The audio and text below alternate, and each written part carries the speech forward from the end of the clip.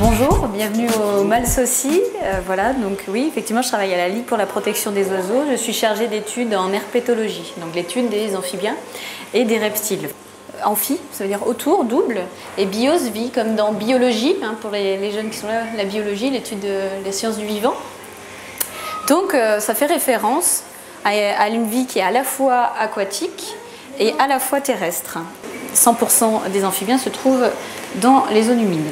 On parle de zones humides qui sont soit des étendues de marais, de fagnes, de tourbières, ou d'eau naturelle ou artificielle, permanente ou temporaire, où l'eau est stagnante ou courante. Donc c'est une longue définition comme ça. Grosso modo, la zone humide, elle récupère la pluie, elle est alimentée par la pluie, elle est alimentée par l'eau, le trop-plein des rivières, qui coule comme ça dans la zone humide. Et puis il y a des échanges qui se font avec les eaux souterraines, avec tout ce qui est nappe phréatique. Et puis en période de sécheresse, on voit que la zone humide va permettre de redonner l'eau à la rivière.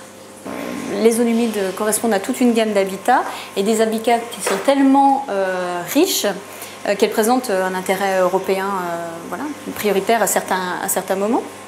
Donc les amphibiens, après la période d'hivernage, vont venir se reproduire en masse dans les points d'eau. Les anours, il y a un A qui est privatif, qui signifie aussi, pareil, si on décompose le mot, ça veut dire que ce sont des individus qui perdent leur queue au stade adulte, en fait. Au moment de la métamorphose, petit à petit, il y a résorption et donc ils n'ont plus de queue. Alors que les urodèles, on voit qu'ils conservent la queue qu'ils avaient au stade larvaire, en fait. Donc les anours, ils pondent des œufs soit en amas, soit en cordon. Donc les amas, c'est les grenouilles, puis en cordon, ce sont les crapauds. Donc là, il y a le crapaud commun. Donc ça, je pense que vous connaissez tous.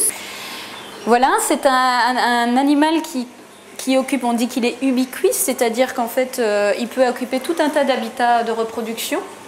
Donc aussi bien les étangs, effectivement, il n'est pas difficile, on va dire, par rapport à d'autres espèces. Donc la grenouille rousse, celle-ci vous la connaissez bien aussi, elle est très très appréciée, notamment en Franche-Comté pour certaines qualités, notamment leurs cuisses.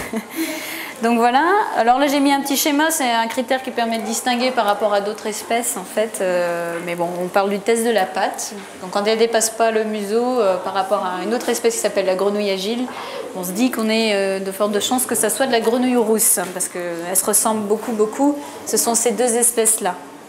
On dit amphibiens, donc voilà aussi l'intérêt, c'est que ce sont des bio-indicateurs, c'est-à-dire que de par la sensibilité qu'ils présentent par rapport au changement du milieu, par rapport aux perturbations de l'écosystème et au changement climatique, ce sont vraiment des indices en fait de la qualité des milieux humides.